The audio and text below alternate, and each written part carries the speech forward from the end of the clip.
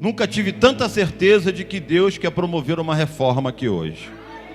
Nunca tive tanta certeza.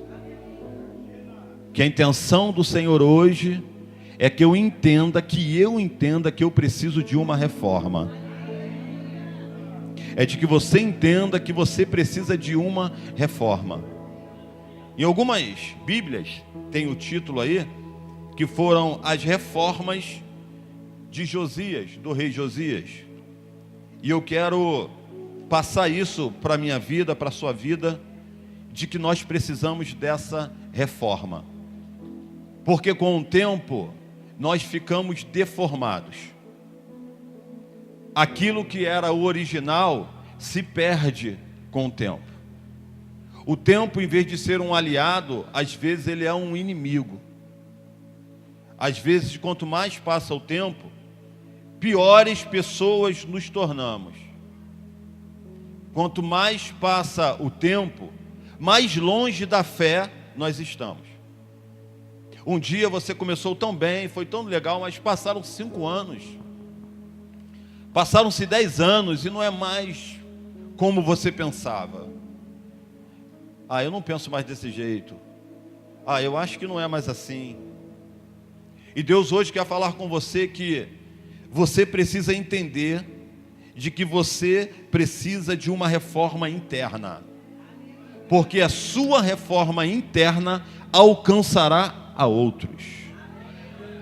Já é para tu pegar isso aí, tá? Isso está aqui na Bíblia. Você quer que outros, mas você mesmo ainda não provou a reforma. Outros não se chegarão a nenhum lugar. Lugar deformado, ninguém nem presta atenção. Agora, quando há uma reforma, o que é reforma? A não ser trazer para o estágio original, para a forma do que foi um dia. E você sabe muito bem que Deus fez o homem, Deus fez o ser humano, para ele ter um relacionamento com Ele. Para todos os dias você sentir prazer e não peso. Prazer de estar na presença dEle. Prazer de estar dando um bom dia para o Senhor. Prazer ao dizer assim, eu vou para a igreja, não é porque eu me sinto obrigado. É porque a casa do Senhor transforma a minha vida. É porque a casa do Senhor, quando eu aperto a mão do irmão, eu abraço o irmão que está do meu lado e parece que gera algo em mim. Quando alguém louva um hino, quando alguém dá um testemunho, e eu saio da casa do Senhor, novinho em folha, renovado, restaurado para aquela semana, para as lutas do dia a dia, e não é peso. Então eu quero falar sobre reforma hoje. Mas eu quero contextualizar você antes, que há pouco tempo aqui nós passamos aqui alguns domingos falando sobre eu promovo avivamento. Quem lembra disso? Nós gastamos alguns domingos aqui para falar acerca do rei Ezequias. E nós conversamos muito aqui o ponto positivo, o ponto negativo do rei Ezequias. Mas foi alguém que promoveu um avivamento no seu reinado muito grande. Alguém que quando ficou enfermo, orou, e o profeta ainda estava nas redondezas do palácio, voltou com uma palavra positiva para ele, dizendo, olha, Deus ouviu o seu clamor. Ele era um rei que tinha intimidade com Deus, porque ele voltou o seu rosto para a parede.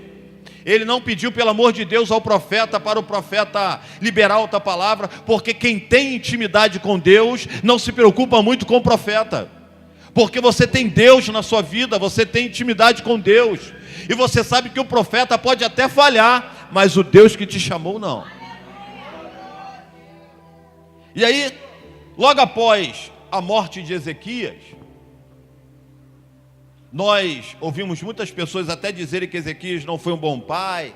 A gente não tem muita base bíblica para isso, mas supõe-se a história de Israel que ele deixou um pouco a desejar em relação à sua família. Mas trazendo para os dias atuais, quem tem muitos filhos,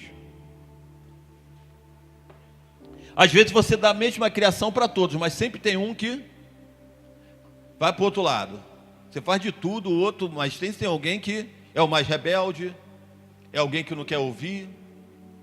Mas a história é que depois de Ezequias, assume o seu filho Manassés.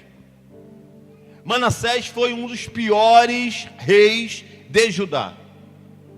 Manassés, ele afrontou tanto a Deus, que no altar, como o altar desse da igreja, ele conseguiu colocar uma imagem de escultura aqui em cima do altar. As pessoas virem e ofertarem no altar de Deus para outros deuses. Ele chegou ao ponto de sacrificar os seus filhos. Ele matou os seus filhos, ele ofereceu os seus filhos. Mas a história de Manassés, que era o filho de Ezequias, quando ele está no auge da sua ruindade, Deus se levanta, envia alguém para levar cativo a Babilônia. A Síria era a que dominava a época, que tinha os melhores exércitos, que vinha dominando tudo, e eles levaram Manassés para a Babilônia. Na Babilônia ele fica um tempo, e naquele período ele se arrepende. Ele se arrepende e ele diz: olha, eu volto para o Senhor. Eu sei que fiz errado. Ele volta, Deus permite que ele volte para Jerusalém. Ele volta para lá, ele começa a limpar algumas coisas. Ele começa a tirar os altares de deuses estranhos. Só que ele morre, ele não fez um trabalho completo. Deixa eu te dizer uma coisa: aquilo que Deus manda você destruir hoje, e você não destrói hoje, amanhã vai ser o seu maior inimigo. Pegou não, né? Você deixa para amanhã aquilo que vai para você resolver hoje, amanhã aquilo ali vai ser o motivo da sua queda. Aquilo ali vai ser o motivo da sua queda, porque você não destruiu hoje. E hoje nós vamos destruir altares estranhos aqui neste lugar sobre a nossa vida. E aí, logo após a morte de Manassés, assume o seu filho Amon, outro terrível. Só que conspiraram contra ele. Ele ficou somente 2 anos governando. E aí conspiraram, os próprios irmãos de Israel o mataram, a mando da Síria. E logo depois eles que mataram também morreram. E aí surge na história um menino de 8 anos, chamado Josias. E é ele que vai promover uma reforma. Ele observa, ele olha mesmo novo, criança, e ele sabe, ele já tem um coração inclinado para as coisas de Deus.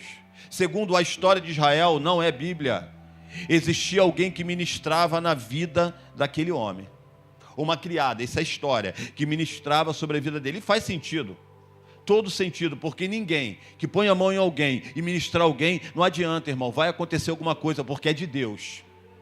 E eu acredito que o coração dele já começa a ficar inclinado. No capítulo 34, vai dizer sobre as suas reformas. Eu quero trazer isso para a minha vida e para a sua vida, porque não adianta estar aqui e não promover uma reforma. Deus disse para mim: você quer ser uma fonte ou você quer ser um lago? Os dois têm água, ou um poço, os dois têm. Mas chega uma hora que ninguém vai mais no poço, porque a água está parada.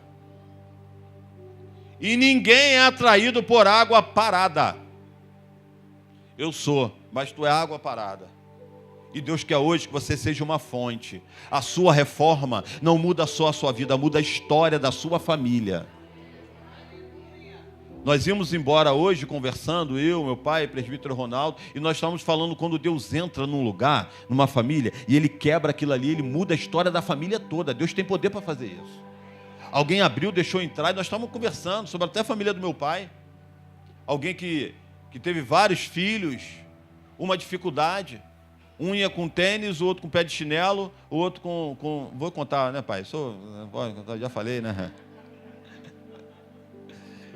Se alguém acordasse mais cedo para ir para a escola, pegasse o material, pegasse o tênis e a roupa, o outro não ia.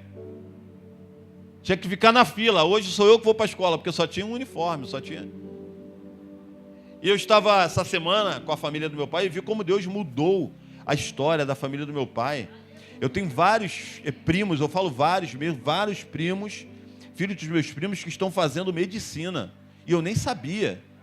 Falei, eu estou fazendo medicina, eu falando não sei o que, o outro está nos Estados Unidos, que é médico nos Estados Unidos. Eu falei, como Deus muda a história quando alguém chama ele, quando alguém atrai, porque o inimigo fala assim, vai morrer assim. Deus falou assim, não, tu não sabe, eu tenho uma nova história naquela família. Eles estão procurando uma reforma, eu já estou profetizando sobre a tua. Se tu está procurando uma reforma, vai voltar para o estágio original. E qual é o estágio original? Deus te fez para ser vencedor. Deus te fez para ser feliz. Deus te fez para ser bem-aventurado. Então Josias, ele aos 8 anos de idade, ele começa a reinar. Muito novo. Mas, verso 4, por favor. No verso 4 diz assim. Verso 3, melhor. Verso 3. No 8º ano do seu reinado, sendo ainda bem jovem, ele começou a buscar o Deus de Davi, seu predecessor. No 12º ano, começou a purificar Judá e Jerusalém dos altares idólatras, dos postes ídolos sagrados, das imagens esculpidas e dos ídolos de metal. Sob as suas ordens, foram derrubados os altares dos Baalins. A primeira coisa que eu quero liberar, se você quer promover uma reforma na sua vida, é que você precisa destruir tudo aquilo que toma o lugar de Deus na sua vida. Quem destrói não é Deus, quem destrói é você. Foi sob as ordens de Josias. Bem novo, bem jovem, ele disse, eu preciso tirar isso daqui. Por quê? Isso aqui não é lugar de estar aqui. Aqui é o lugar de Deus. Já reparou que a gente coloca Deus às vezes em segundo plano? Ah, a gente não é idólatra. Quem disse que não? Não somos idólatras? Quem disse que não? Tem gente que idolatra o filho, idolatra o emprego.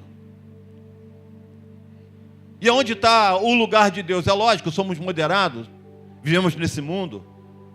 Mas o que Deus está dizendo hoje é que se você quer uma reforma, entende que precisa de uma reforma, você precisa fazer uma limpeza.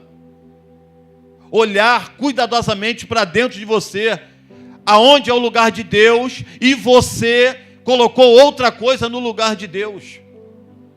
Sabe, irmãos, eu estava sendo ministrado essa semana, e recebi uma ministração, dizendo que a gente apresenta tanta coisa para Deus, que a gente tenta se justificar.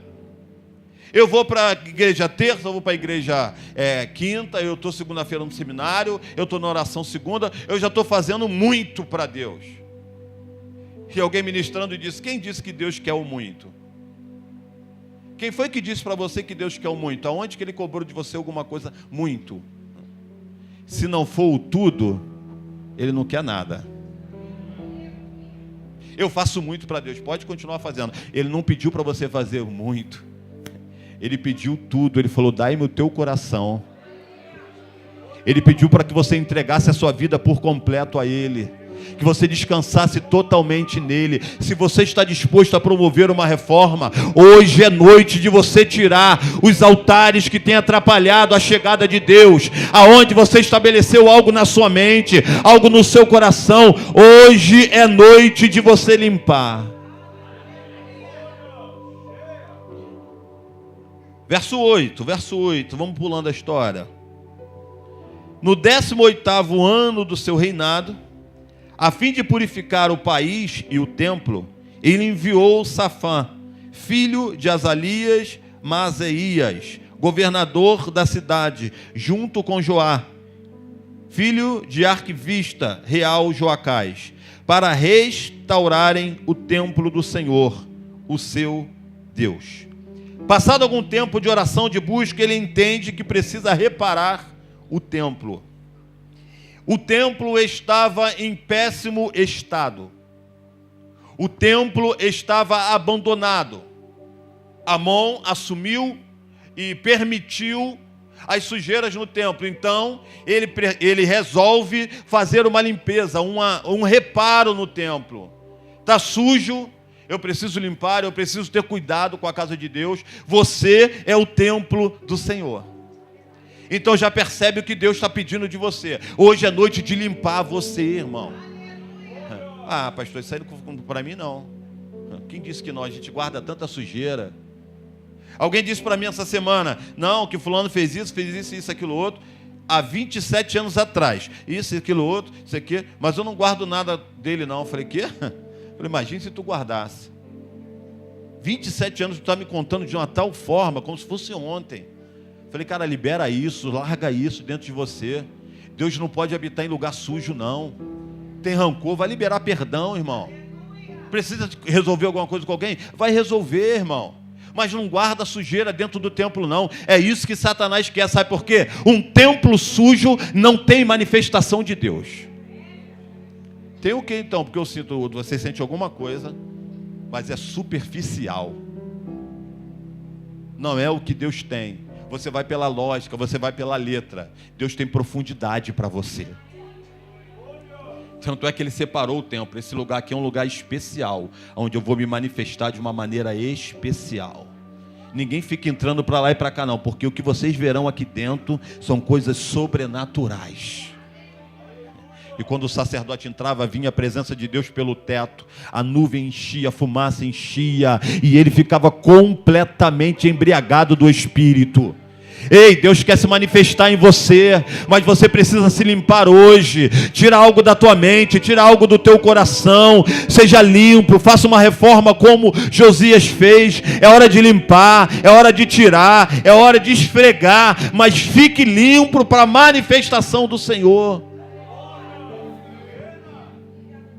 Tem coisas que se estragam durante o tempo. Olha o que Deus disse para mim.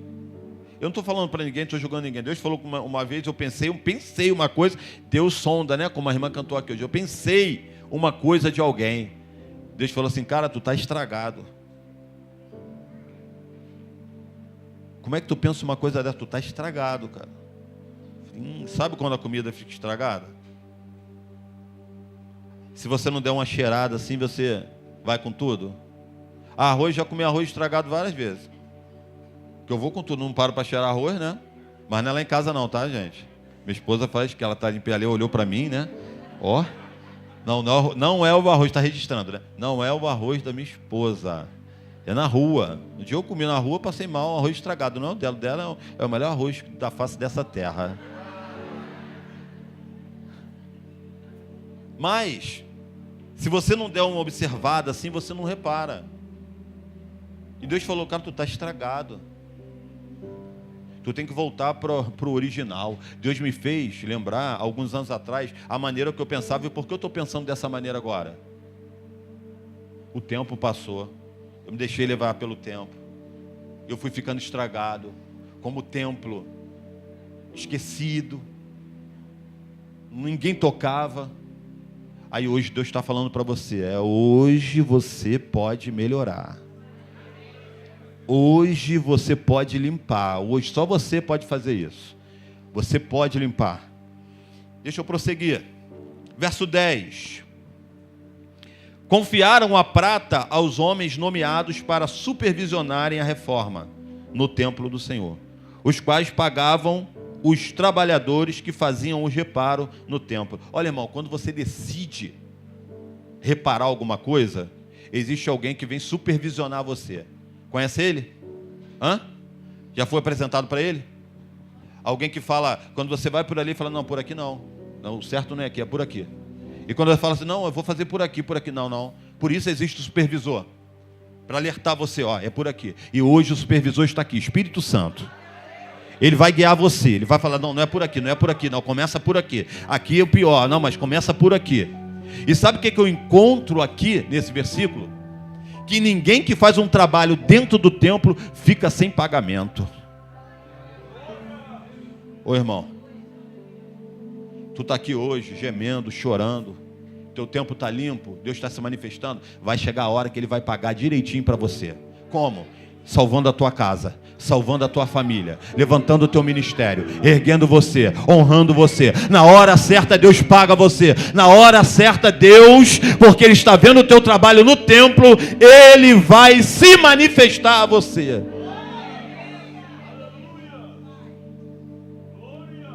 Verso 11.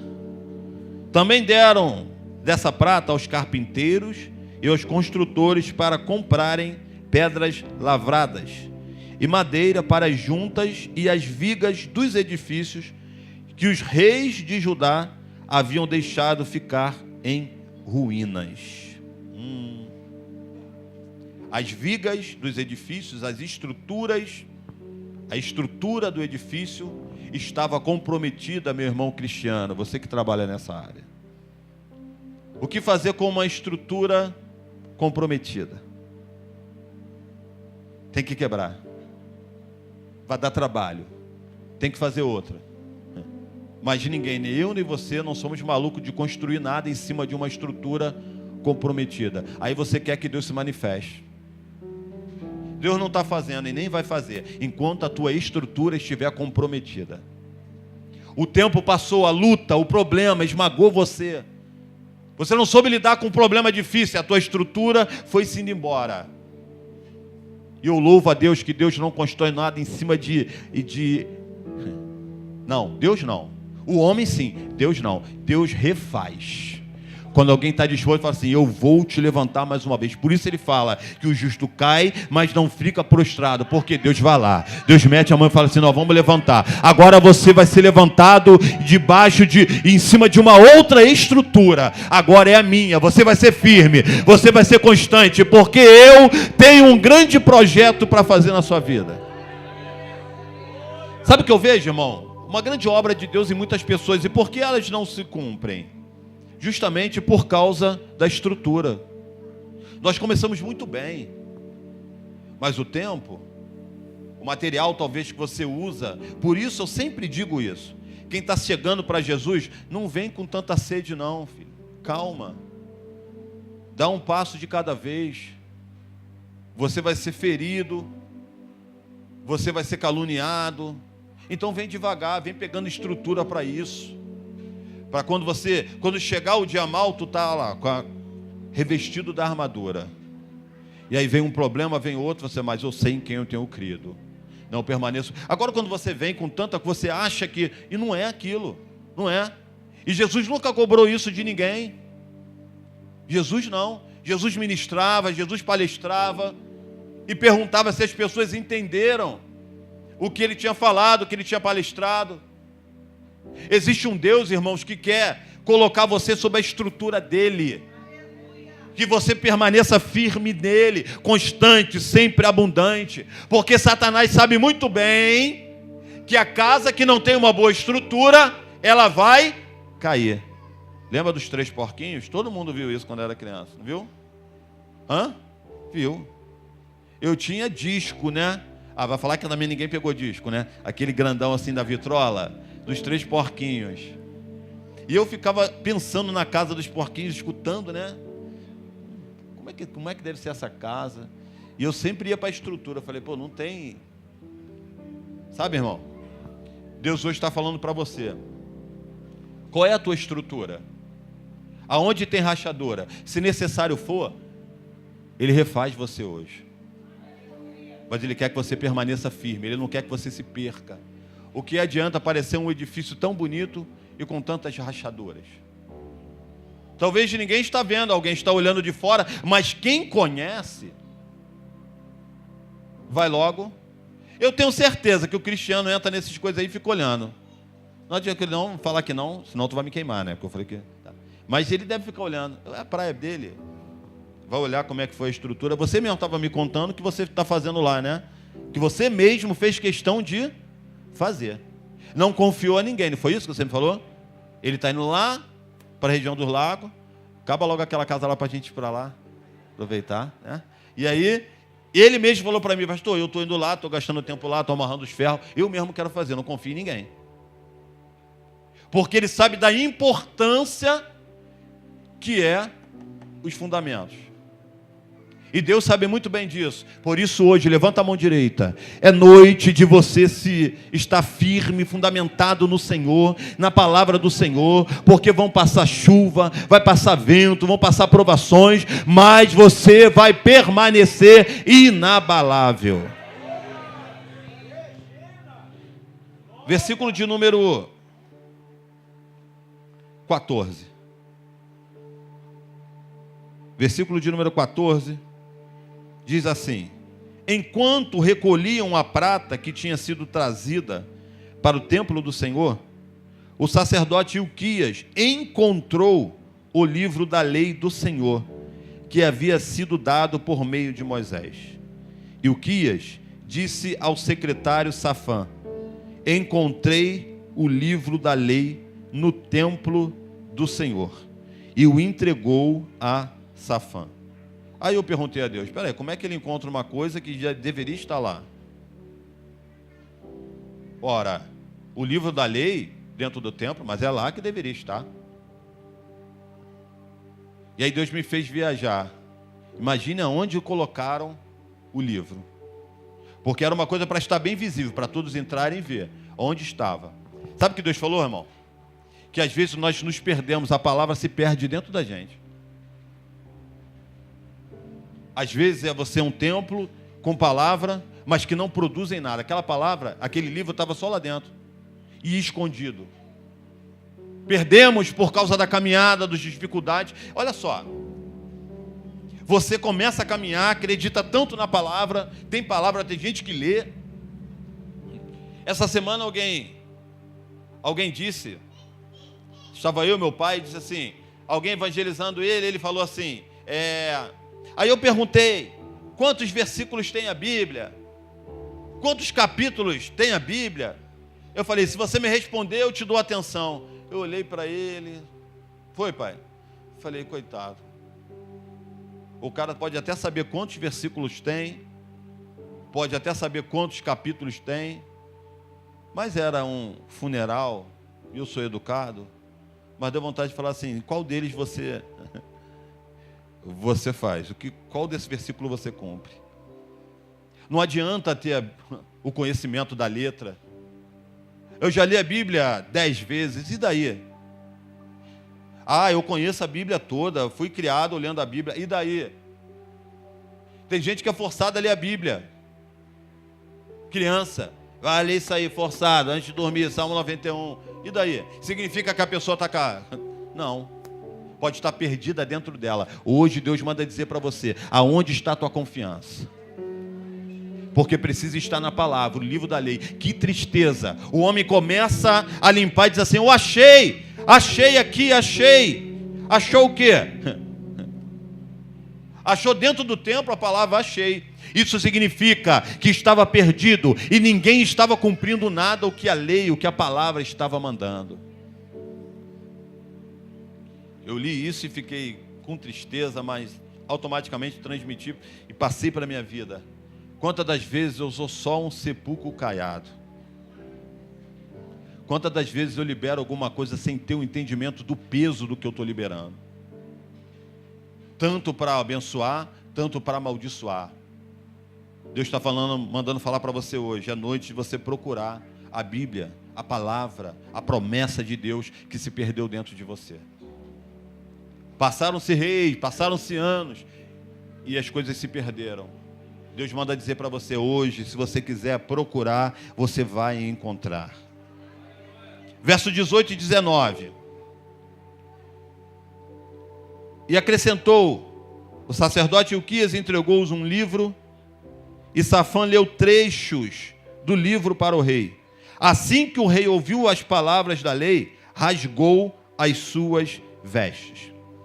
Eles ficaram tão impressionados com aquilo que eles acharam, que eles foram a uma profetisa. A profetisa liberou uma palavra, vai lá ler aquele livro, avisa ao meu servo, o rei Josias, que ele vai morrer em paz, mas virá uma desgraça para esse povo, por tudo aquilo que eles fizeram. Mas ele, no reinado dele, eu vou liberar a paz. E quando ele começa a ler só um trecho da palavra, ele rasga de imediato as suas vestes. Quando você se aproxima da palavra, o que ela gera em você? O que ela gera em você? Alguém disse para mim assim, é falta de educação, ler a palavra de Deus deitado. Eu falei, falta de educação, ler a palavra de Deus deitado? Falta de educação é quando você lê a palavra de Deus como fosse um livro qualquer. Eu leio deitado, de cabeça para baixo, dentro d'água. Parapente. Experimenta fazer isso, né? Lendo um trecho. voar como águia, né?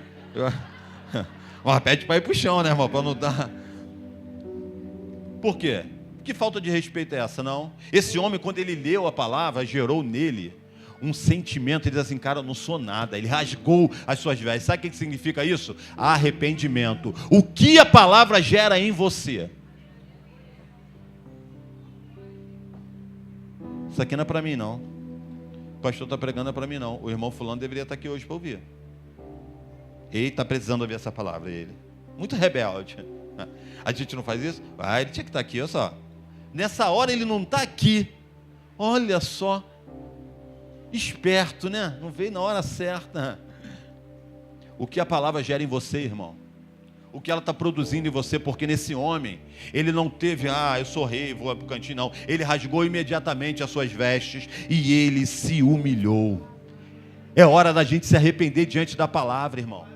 Deus quer reparar tudo ao nosso redor. Não é só você não, porque eu estou falando de um homem que promoveu no seu reinado reformas, não só para ele, para a sua família, mas para todos aqueles que estavam ao seu redor, para ajudar, para os remanescentes que não foram levados cativo para a Síria. Ele foi alguém que promoveu reformas na vida de alguém. E você?